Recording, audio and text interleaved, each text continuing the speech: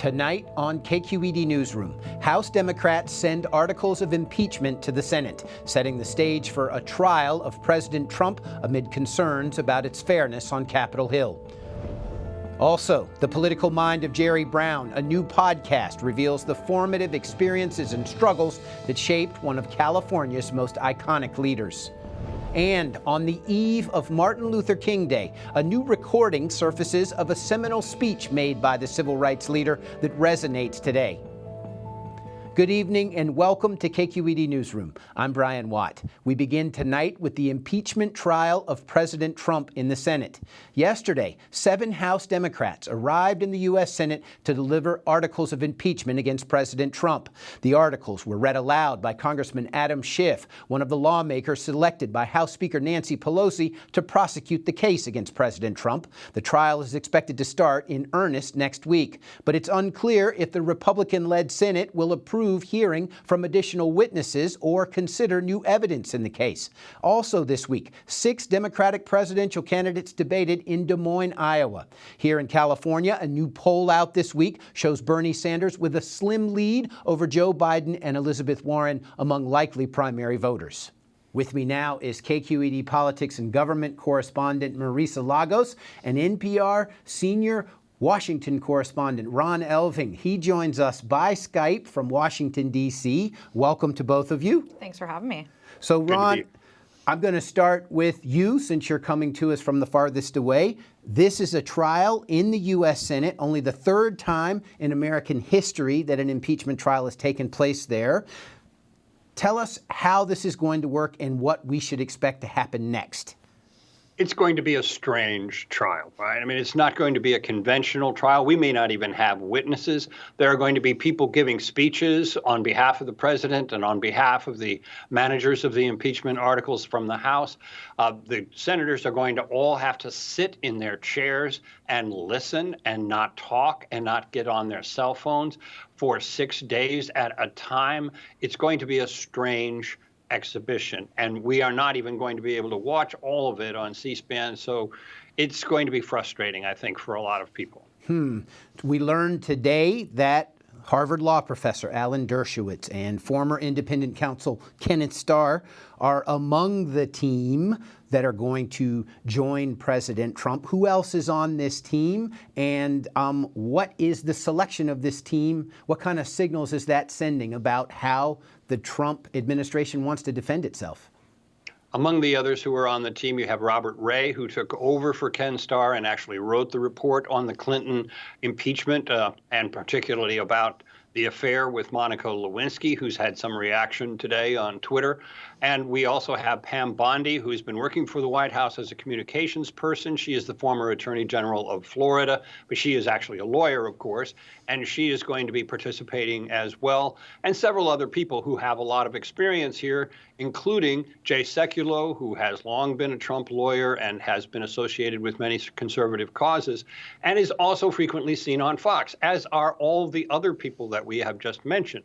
So this is really a Fox-oriented team in a very real sense. The president is presenting not only a legal defense against impeachment in the Senate, he is also presenting a defense in the court of public opinion with a very strong emphasis on public opinion among conservatives.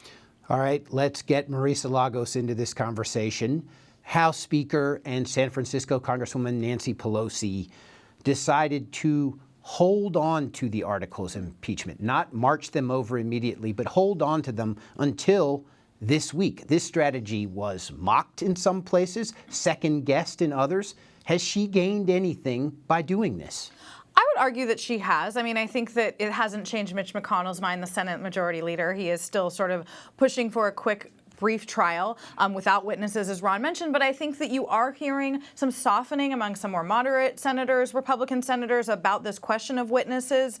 You're hearing talk in Washington that they're thinking about who they would call if we do indeed call witnesses in this trial. And I think broadly, we've also seen more evidence come out. Lev Parnas, one of the Rudy Giuliani associates, had some explosive interviews this week and a trove of emails and text messages that he handed over to House Democrats. That will actually now be part of the trial record, even if they don't call witnesses. So regardless of what you think about Parnas and his credibility, I do think that Pelosi and Democrats have strengthened their hand to some extent, and I don't believe that they've weakened it in any way. So what are the biggest challenges that you think face the managers? Adam Schiff, Zoe Lofgren, who has a great deal of experience with impeachment. What are going to be their biggest challenges in making their case? Yeah, as you mentioned, Zoe Lofgren was an intern, a law student on staff during the Nixon impeachment, and then was there on the House Judiciary Committee during Clinton. I think, to Ron's point about the sort of combative nature of the team that Trump has lined up. We're talking, Adam Schiff is a very mild-mannered former prosecutor.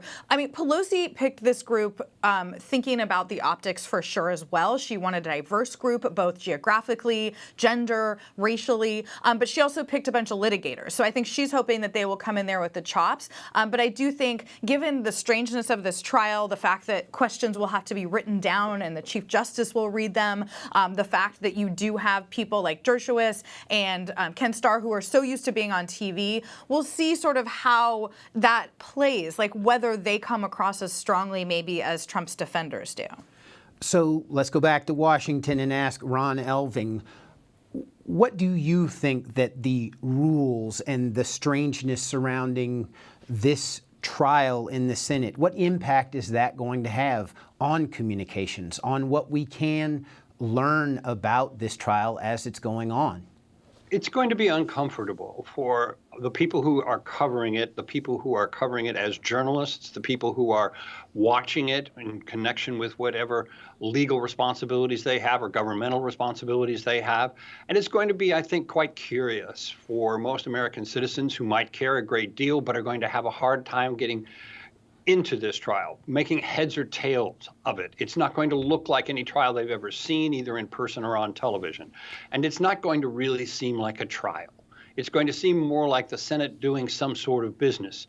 Alan Dershowitz said on NPR tonight that he's not planning to really participate with the rest of the team. He has a very limited role in which he's going to give the presentation on whether or not these two articles rise to the constitutional definition of impeachable. And that's what he's going to do.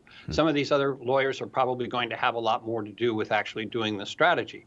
But the fact that you would bring in somebody with his profile, a man who has defended Jeffrey Epstein, who's defended O.J. Simpson, for the purpose of just giving a speech about whether something is impeachable, gives you an idea of how unusual this is all going to be as a proceeding. This Government Accountability Office ruling that the White House's withholding of aid to Ukraine was, in fact, illegal. Will this undercut the Republicans' claims that the president hasn't broken any laws? It's one more log on a rather large fire of evidence that there are laws at stake here and that they have clearly been contravened in some way or another. The president has done what he wanted to do. He has said that he can't be restrained. He has said that it's all right for him to do with what now the Government Accountability Office, among so many others, have said, no, it's not okay for him to do. And so we're going to devolve to the question of, as we heard Sean Hannity saying on Fox just last night, even if the president did these things, is it impeachable? Even if he did something that he could be called guilty of, is it impeachable? Do we really want to remove this president from office? So there we are, moving into the court of public opinion. So here we are talking politics. We have not even started to mention the Democratic presidential candidates debate that took place this week in Iowa. Will the big takeaway from this debate, in fact, be what happened right after the debate was over, or are there some actual takeaways that happened during the debate? I don't know that this debate changed the structure of this campaign. We're still seeing a lot of undecided voters, a lot of people who say that they might consider another candidate even if they have a first choice. But yes, to your point, Elizabeth Warren and Bernie Sanders, the sort of dust-up, I think, has been the news on the presidential campaign of the week. This question of whether he told her several years ago that a woman couldn't win the White House this year. He says he didn't. She says he did. She said, you called me a liar. Right. I think more than Warren and Sanders interaction, this has really been a debate that's been playing out among supporters, particularly Sanders supporters, who are really going after Warren now, really sort of accusing her of being a liar or not left enough. I mean, I think it's really exposed some of the cracks within the progressive coalition. But, you know, we're seeing new polling out this week in California, and I think that this is really still a race that remains up in the air. A lot of the numbers you see, whether they're national, in Iowa, in California, in other early states, they're all within the margin of error when it comes down to these 3 or 4 top frontrunners, including Joe Biden and in some cases Pete Buttigieg. And so I don't know that anyone watching that debate would have had their mind changed by it. And Ron Elving, do you think that this confrontation between Sanders and Warren is the kind of thing that kind of has to work itself out in the process of choosing a nominee for the Democrats? Yes, indeed. And we saw in some of the polling last week, the one from the Des Moines Register, also done with CNN, that 37% of the people polled liked either Sanders or Warren, and 37% preferred one of the 3 more somewhat moderate candidates. So 37 to 37, you've got the wings pretty evenly divided in the Democratic Party. Clearly, Warren and Sanders need to figure out which one of them is going to get the larger share of that 37%. And that's been the struggle from the beginning. And that's perhaps what the subtext was of their conversation way back in 2018, when this contretemps grew up of whether or not Bernie said something about it being difficult for a woman in particular to beat Donald Trump, possibly in reference to what happened in 2016.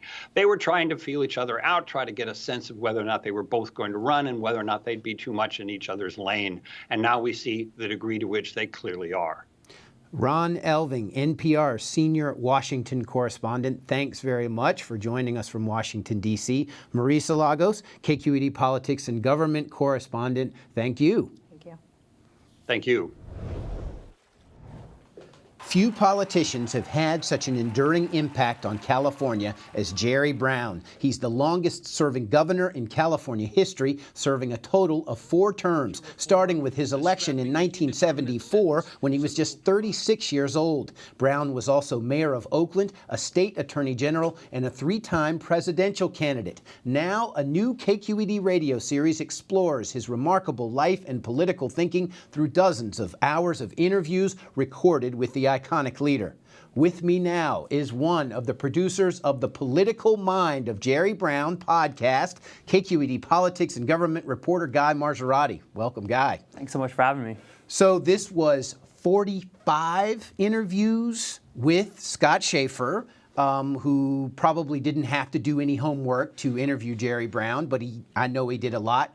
Why did the governor agree to do this? Well, you know, that's the question that we really didn't get an answer to probably till the last interview we did with Governor Brown up at his ranch in Colusa County. We figured he wanted to go through this process with us in the Bancroft Library at Berkeley because his father, former Governor Pat Brown, had. He did 30 hours. That's kind of why we thought Jerry Brown agreed to do 40 hours of interviews. You know, he's living up at a ranch in Colusa County where his great-grandfather had lived. He's really kind of delving into family history, and he wanted to leave something behind, like a diary almost, for future generations to come. A diary, interesting. So let's talk about his longevity in the political arena. When you hear him talk for 45 hours about his life, what do you think were the most important lessons that he learned and that he may actually be teaching back to politicians today? Right. Well, I think the longevity speaks for itself, and the lessons, we kind of structured this show in political lessons that he learned, both in success and failure, that really can be applied to politicians and kind of any race up and down a ticket. I think he's, you know, few politicians have able to have a career where they're both an outsider and an insider, an incumbent and a challenger. He's lived so many different political lives at the state level, the national level, the local level. So that in itself is just such a rare commodity to have for a politician, and he was really willing to share these kind of real politic lessons that he learned along the way. And we actually have a clip from the Political Mind of Jerry Brown that speaks to that. Let's listen. When you're out of elected office, your game plan is to get the ins out and to get the outs in. Now, however you want to state it, thus it ever is. If you look at my father's got a campaign poster that I have running for DA, I think it was 1939. It says, new and competent. It's new, shiny new object. That's very important, whether it's president or dog catcher. So he really has been a politician on the inside and on the outside. Very interesting. You got to speak to that. I mean, it's kind of incredible to think the moment where Jerry Brown thought, I want to be governor, that's my goal, he was literally in the halls of power. He was in the governor's office studying for the bar exam. His father was the governor, downstairs having a political discussion with the Speaker of the State Assembly. He overhears this conversation about real political power and he thinks, this is what I want to do. Suddenly the light bulb goes off.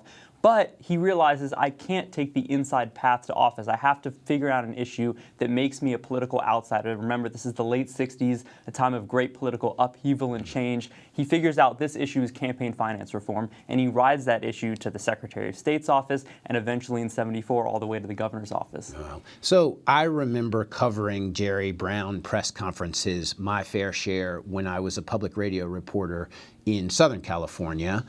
And I just remember him being the most supremely confident person I've ever seen. He never seemed uncertain. He never seemed in doubt. In your time working on this project with him, were there ever moments where he admitted to some sort of lack of confidence or uncertainty? I think there were moments, certainly going back to his first time as governor, where he felt I would have done things differently given a second try. Medfly stands out, this crisis over the Mediterranean fruit fly in 1981. He kind of held off on spraying. He got into really a political face down with the Reagan administration. Didn't turn out well for him, but the confidence never wavered. And I think that especially is true the second time around as governor. We have this episode where the real theme is think for myself. He really eschewed the idea of having political consultants or hiring people to tell him how to manage his political career. He kind of thought of himself, in his words, as a horse and a jockey. He was a political candidate, but he was also someone who could really map out political campaigns for himself.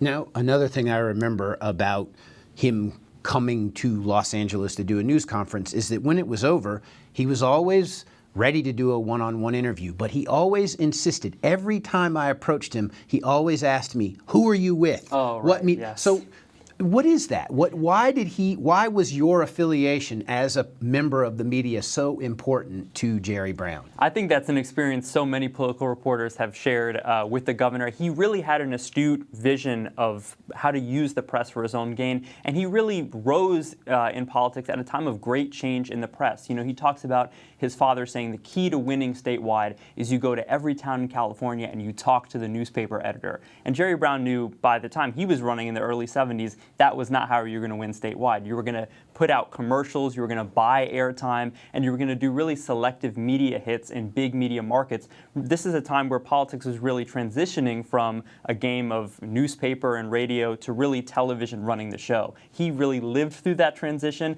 and I think certainly by late in his career, he was well aware of kind of symbols that he could display through television and how those would come off. Namely, when he took office in 1975, giving up the limousine, driving a blue Plymouth, that was an image that struck through. Even fast forward ahead to his second time around as governor, 2011, he vetoes the state budget. Now, eventually they agreed to a new state budget, but the image was, I'm not taking this phony budget from the legislature.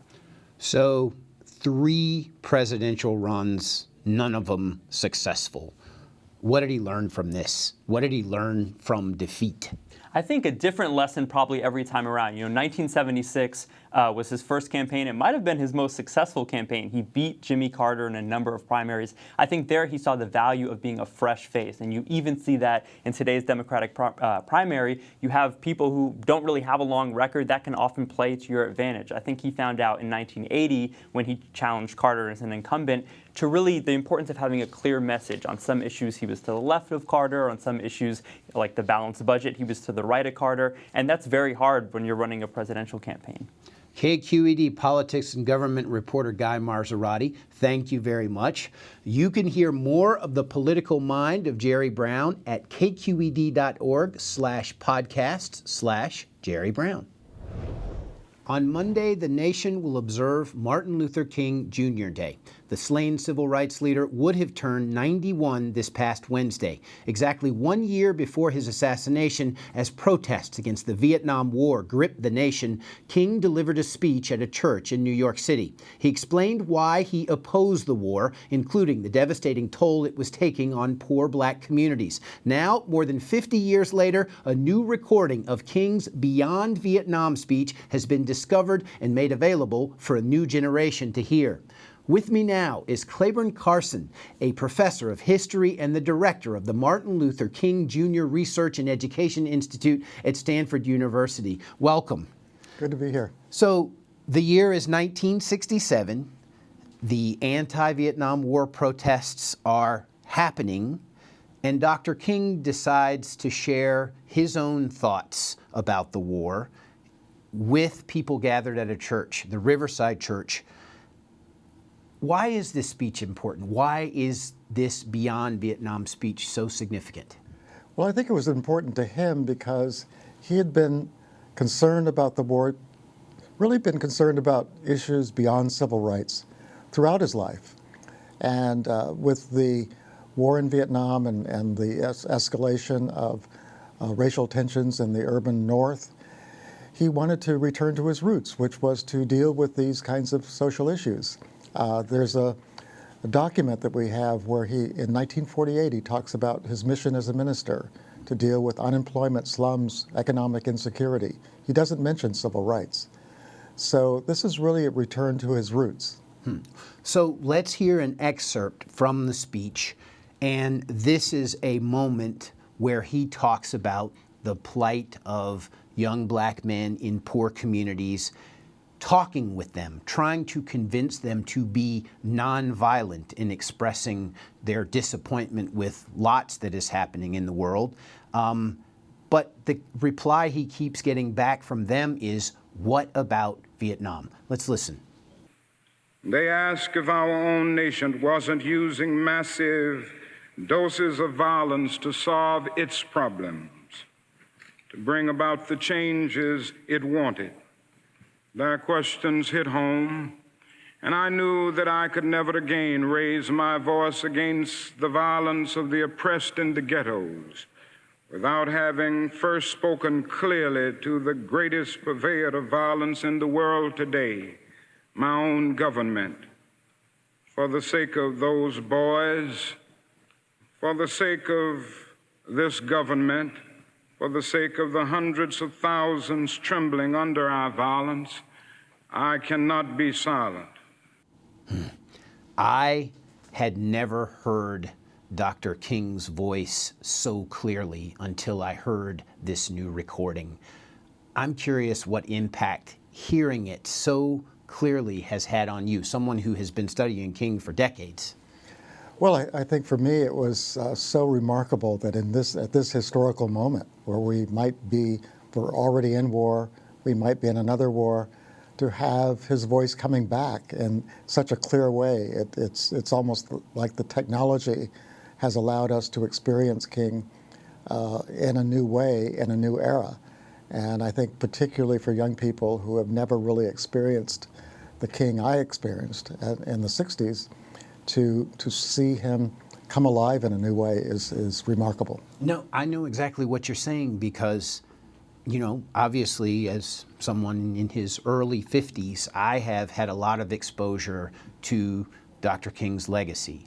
And my worry was that as our video images and film images and even everything that we hear becomes clearer and clearer, that we would start to appreciate less all of the things he said because we couldn't hear them so well. But this is a fresh take. It's almost like we could go back and look at the March on Washington in color rather than in black and white. You know, it's that kind of change, of seeing it with the best of technology.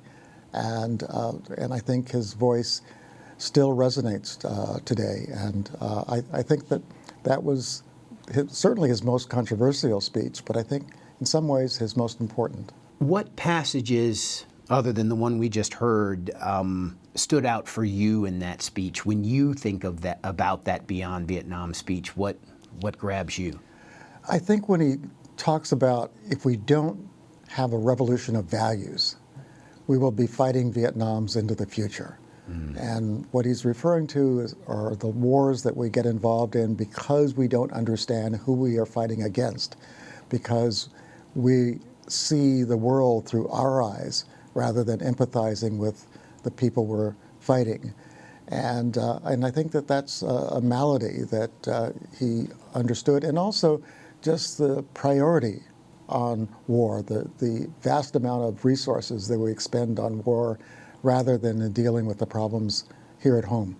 There seems to be a theme in a set of these speeches, a moment when he calls out the people who are asking him, why do you want to say something about the Vietnam War? You don't have to say something about this war. You can focus on civil rights. And in this speech and in a couple of others around it, he seems to be saying, the people who are asking me these questions don't know me. The inquirers clearly do not know who I am. Why do you think it was important in this moment for him to explain exactly who he was? I think you can sense even a bit of anger in that, of certainly frustration, that people want to put him in this box of being a civil rights leader, as if a civil rights leader can't speak out on other issues. And I think he also saw a bit of racism in it, that a black leader can't speak out on the foreign policy issue. And the response was kind of confirmed his fear. But I think what's significant is he knew he was going to get a great deal of criticism, but how strongly he expressed his views. It's almost as if he said, I'm going to get criticized anyway. I might as well speak out in clear terms my feelings on this war. What do you think Dr. King would say about race relations today? And would he be able to express himself as clearly in today's world? I think when we go back to the last book he wrote, Where Do We Go From Here? We still haven't answered his question. Because he was talking at the end of the civil rights era, after the passage of major civil rights legislation. And he was asking, where do we go from here? We haven't answered that question. Clayborne Carson, director of the Martin Luther King Jr. Research and Education Institute at Stanford University. Thank you so much. Thank you for having me. And you can hear the new recordings of Martin Luther King Jr.'s speech at kinginstitute.stanford.edu. And that'll do it for us. As always, you can find more of our coverage at kqed.org/newsroom. I'm Brian Watt. Thank you for joining us, and live the dream.